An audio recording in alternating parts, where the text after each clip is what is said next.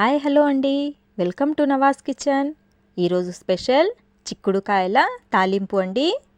ఈ చిక్కుడుకాయల తాలింపు ఈరోజు ఎటువంటి పొడి లేకుండా నేను మీకు ఈజీగా టేస్టీగా చేసి చూపిస్తాను. ఓకే ఫ్రెండ్స్, ఇది ఎలా తయారు చేయాలో చూద్దామా.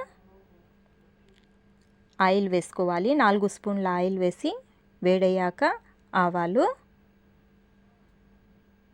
అందులో ఉల్లిపాయలు, టమాటాలు వేసి అందులోనే పసుపు వేసుకొని కలుపుకోవాలి. కరివేపాకు వేయాలి. అంతా బాగా కలిపాక ఇందులో ఉడికించుకున్న చిక్కుడుకాయలు వేసుకోవాలి.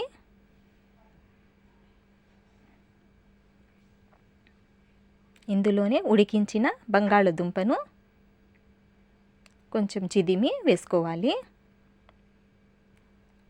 సరిపడా ఉప్పు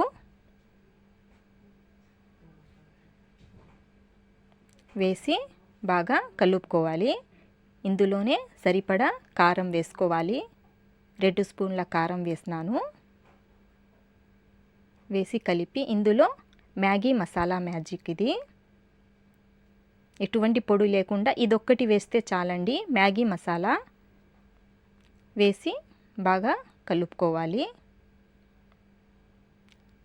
అంతే ఫ్రెండ్స్, చిక్కుడుకాయల తాలింపు రెడీ అయిపోయిందండి.